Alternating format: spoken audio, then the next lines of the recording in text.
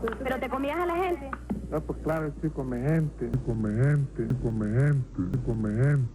Según sus palabras, la carne de humano, menos la de los gordos, era buena, pero algunas veces también le apetecía comerse un perro o un gato.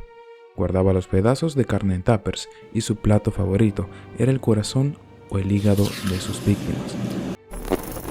Hace algunos días se dieron las elecciones generales en Venezuela, hecho el cual realmente me da mucha tristeza, ya que bajo mi perspectiva fue un vil fraude hacia el pueblo. Y justamente por eso le mando un fuerte abrazo a los hermanos venezolanos. Pero es que este hecho también me puso a pensar quién es el asesino más brutal y sádico que ha tenido Venezuela en su historia. Claramente, tenemos que quitar a Nicolás Maduro porque se coñó de su madre mamá. Y bueno, luego de buscar un rato y toparme con varios asesinos seriales, lo que en cierta forma me impresionó, ya que no pensaba que fuesen a haber tantos, llegué hasta el caso de El Comegente, a quien catalogan como uno de los casos más turbios que han ocurrido en toda Venezuela. Y pues como yo soy, obligado tenía que buscar acerca del caso y saber si esto es verdad.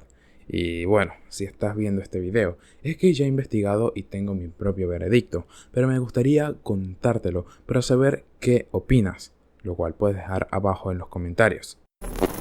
Como para todas las cosas, lo primero es conocer el contexto, y es que el Comegente lleva por nombre real José Dorángel Vargas Gómez, pero es por una equivocación en una de las transmisiones de los medios de comunicación que todos lo conocían como Dorángel.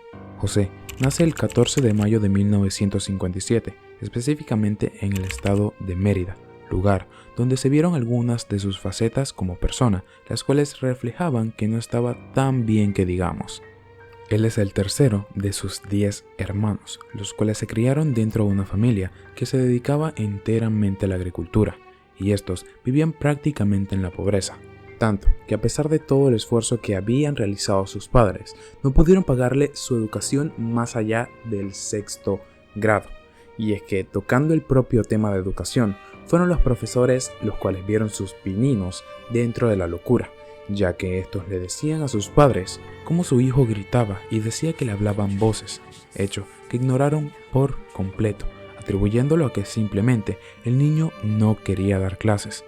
Es así como inicia su vida de agricultor, siendo que ya fuera de la escuela solo le quedaba ir a trabajar con sus padres para ayudar a mantener a sus pequeños hermanos, quienes al poco tiempo de convivir con él se percataron de que algo andaba mal.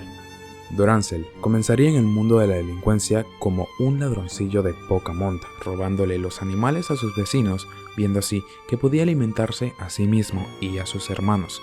Pero es cuando llega a la adolescencia cuando desarrolla el repulsivo hábito de comerse a los animales casi que vivos, ya que en vez de llevarle los pollos y las vacas a sus hermanos, las mataba en el propio acto, y en consecuencia de no poder aguantar más sus instintos, se comía sus órganos. Como dato curioso, estos órganos a veces ni siquiera alcanzaban a perder el calor. Además, en ciertas ocasiones confesó haberse tomado su sangre. Esto comenzó como un secreto para nuestro protagonista, pero conforme pasaba el tiempo, las personas que trabajaban con él, y más importante aún, sus hermanos y padres, iniciaban a darse cuenta del monstruo que era, por lo que poco a poco comenzaron a distanciarse. Muchas veces, Dorángel se tornaba extremadamente violento, ya que éste pensaba que las personas que lo rodeaban era de donde provenían todas esas voces que lo atormentaban. Es así como el Comegente fue creciendo en edad, pero también fueron creciendo los instintos caníbales que éste guardaba dentro de sí. Con el tiempo, desarrolló graves episodios de alucinaciones, las cuales le hicieron pensar que su familia solo quería hacerle daño, ya que en el año 1992, este tuvo algunos problemitas con las autoridades, las cuales lo aprendieron intentando robar ganado, hecho que lo dejaría encarcelado unas pocas semanas, pero debido a la gravedad del hecho, no tenían más remedio que dejarlo ir. La familia de Dorángel se opuso rotundamente a que lo pusieran en libertad, ya que como ya lo conocían, sabían de lo que éste podía ser capaz, pero incluso habiéndole contado a la policía que su objetivo era comerse el corazón del animal, estos no podían saltarse las débiles leyes venezolanas. Fue precisamente esa intervención la cual incrementaría la paranoia de Dorancel, quien terminaría huyendo hacia otra ciudad, en donde iniciaría lo que podemos catalogar como su verdadera carrera como asesino. Es así como Vargas se marcha a vivir a San Cristóbal, una de las ciudades más grandes de Venezuela, ubicada en el estado de Táchira. Allí terminaría viviendo en una choza ubicada debajo de un puente que estaba pasando la autopista, un lugar cuanto menos peligroso, por donde sí pasaban muchos corredores al inicio del día, pero en las noches se llenaba de borrachos y drogadictos, el cual desgraciadamente también sería el futuro de nuestro protagonista. Es en el año 1995, específicamente el 7 de febrero, cuando dos personas que paseaban tranquilamente por el área se darían cuenta de algo que las dejaría atónitas. Dos manos humanas se encontraban a las orillas del río. Sin pensarlo dos veces, huyen de la zona y le notifican a la policía, la cual hasta ahora comenzaría a tomar cartas en el asunto. Y digo hasta ahora porque es la propia negligencia de la policía la cual le permite a Dorancel asesinar a tantas personas. Es justamente eso lo que le costaría la vida a Francisco López, quien unos años después, el 9 de enero de 1999, sería asesinado por este mismo. Continuando con el relato de su captura, cuando la policía llega al lugar, se percata de que eso no era lo único perturbador que se encontraban, ya que muy cerca de allí encontraron un par de pies de la misma persona. Nos estamos refiriendo a Cruz García, junto a una cueva secreta en donde encontraron los objetos que se habían utilizado para asesinar a la víctima y restos de otras personas. Fue casi instantáneamente que ubicaron a Vargas como el sospechoso principal, ya que se sabía que la cueva improvisada era uno de los lugares en donde siempre se podía dar con el vagabundo.